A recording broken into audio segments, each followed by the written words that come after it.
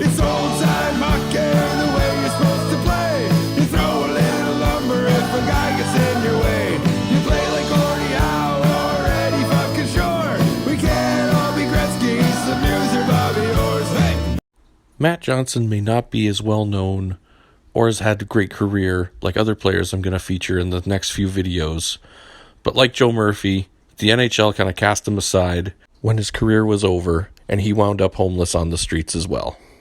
And it's not just hockey that doesn't take care of its own. It's other sports like football and the world of MMA and boxing. And have you seen Dana White's new show, Power Slap? I mean, come on, what a piece of garbage this show is going to be. And all the unprotected shots to the head. Those guys' brains are going to be mush by the time they're done with Power Slap.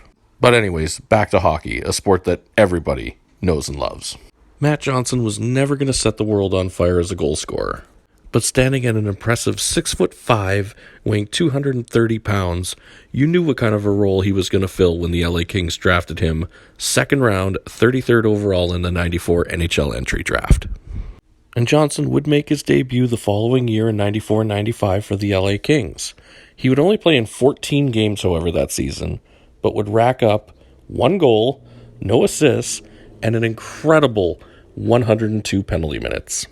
The following season, he would split between the AHL and IHL, playing 1 game for the Kings, where he would rack up 5 penalty minutes, and 29 games for the Phoenix Roadrunners. In total, Johnson would spend 5 seasons with the King, playing 3 full seasons, before being selected by the Atlanta Thrashers in the 99-2000 NHL expansion draft. The following season, he would land in another expansion team, the Minnesota Wild, and would spend the next 4 seasons racking up hundreds of penalty minutes.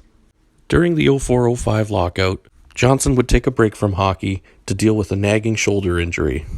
Upon the resolution of the lockout, Johnson stated that he would not return and Minnesota would buy out his contract, effectively leaving him retired from active play. Johnson would struggle with life after hockey, though. He would move back to his parents' farm in Pelham, Ontario during this adjustment time, but his erratic behavior eventually led his family to attempt to enroll him in rehab in the spring of 2006. Johnson is estranged from his family and homeless. His last known location was living on the streets of Santa Monica, California. After a decade of being missing, Johnson finally resurfaced on December 31st, 2017, when he was involved in an altercation at a Santa Monica Denny's. Matt Johnson played in 473 NHL games over the span of 10 years. During this time, he would score 23 goals, 20 assists for 43 points, and would have 1,523 minutes in the penalty box. He was never an all-star.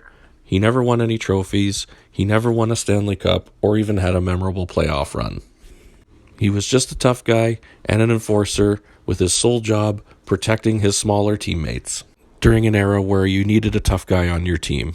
But like many enforcers of the day, after his career was done, he was all but forgotten by the NHL and hockey in general, and was forced to deal with addiction, depression, and mental illness without any safety net from a league that makes billions every year. It's old time hockey, the way you're supposed